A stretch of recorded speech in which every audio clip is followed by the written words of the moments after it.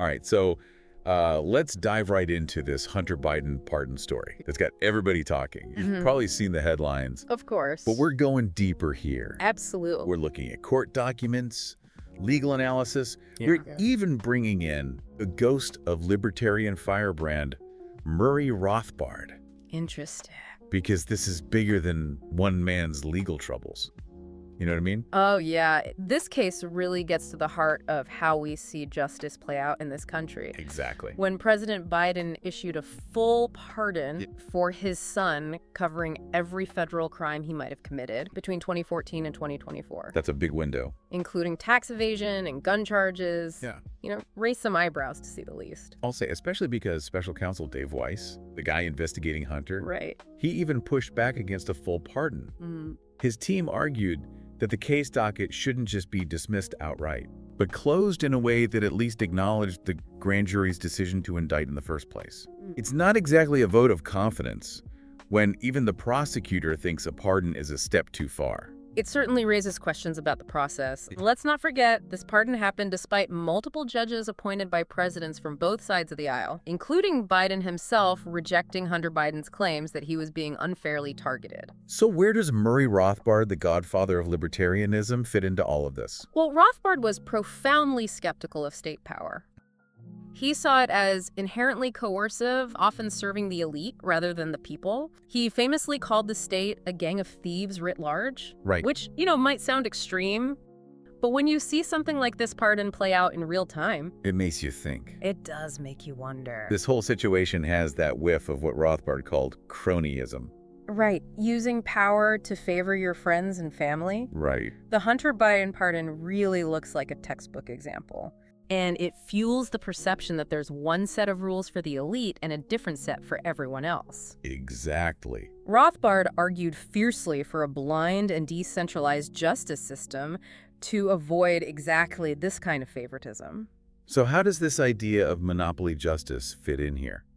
Well, Rothbard believed that state-controlled justice is inherently flawed because the government essentially acts as judge, jury, and executioner.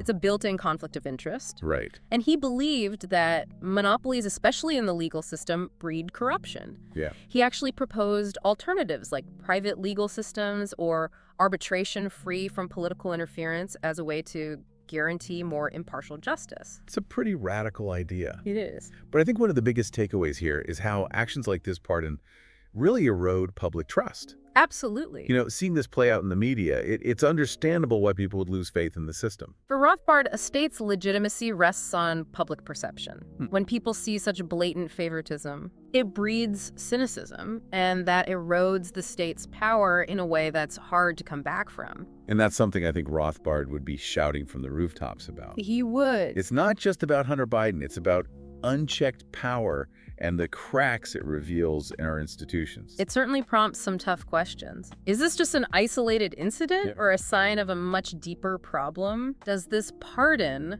undermine efforts to hold the powerful accountable? Big questions. And how do we even start to rebuild trust in institutions when things like this happen? These are questions we're going to have to grapple with after a quick break, so stay tuned. Hey there, listeners.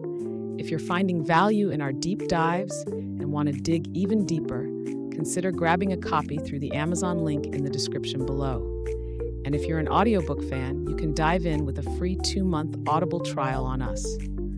Our gift to you, it's a great way to support the channel, explore amazing works on the go, and immerse yourself in these thought-provoking ideas. So, check out those links in the description, and thank you for supporting our work. And we'll keep the deep dives coming.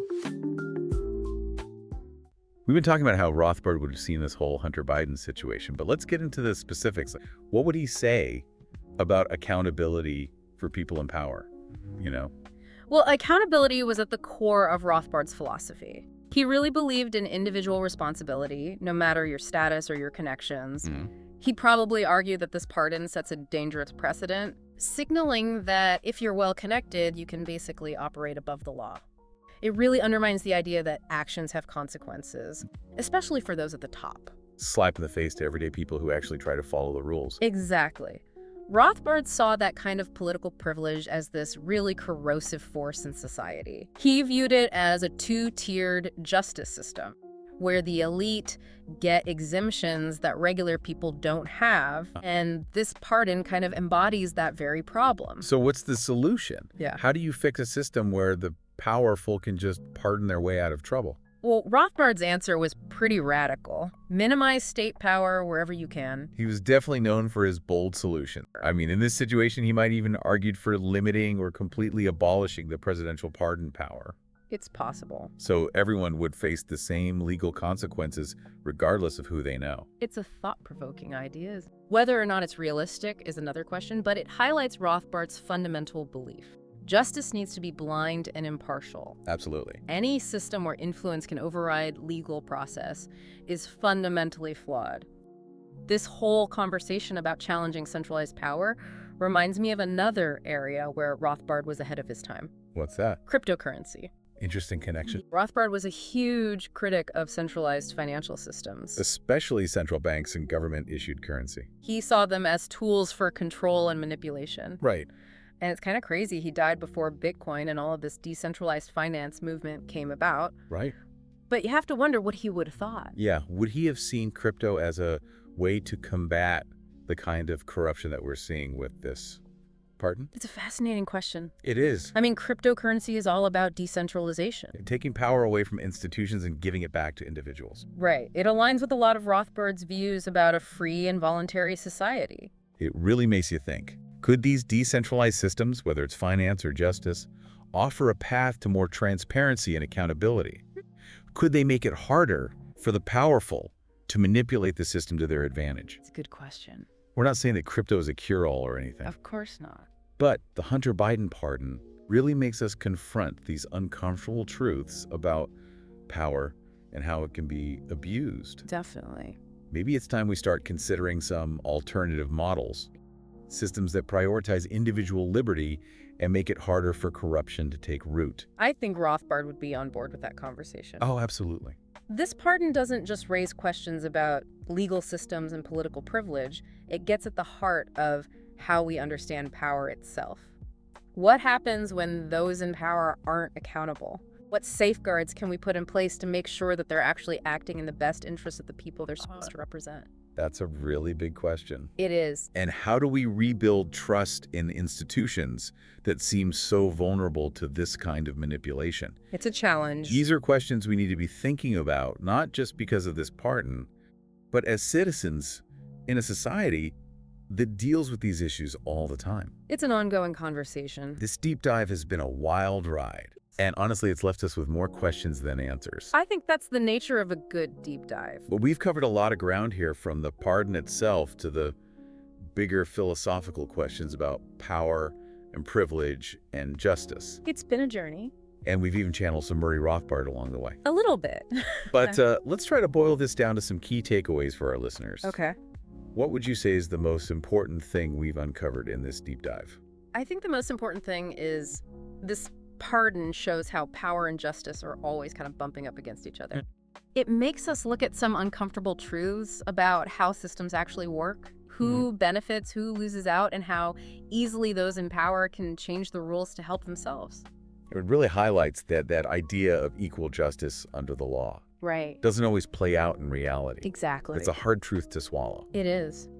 But what do we do with this knowledge? Do we just shrug our shoulders and accept things as they are? Absolutely not. This isn't the time to be passive. Right. This pardon should be a wake-up call, a push to actually do something. We need to demand better from our institutions, from our leaders, even from ourselves. Rothbard would be right there with you on that. Oh, he'd be nodding along for sure.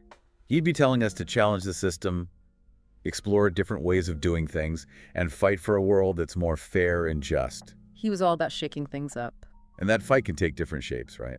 It could mean supporting candidates who are all about transparency and being accountable, or having real conversations about what the role of government should be, or even looking into those decentralized systems we talked about earlier.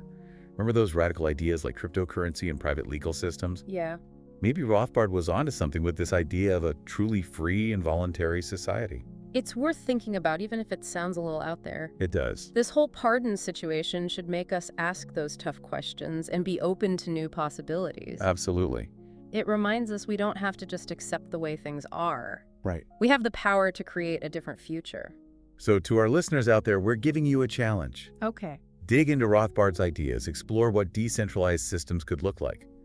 Ask yourselves those hard questions about power and justice and the kind of world you want to be a part of. Don't shy away from those difficult conversations. Think critically, talk to people, and most importantly, never stop trying to learn and understand new things. That's what these deep dives are all about. If you enjoyed this episode, hit that like button, subscribe to the channel, and let us know what you think in the comments. We love hearing from you.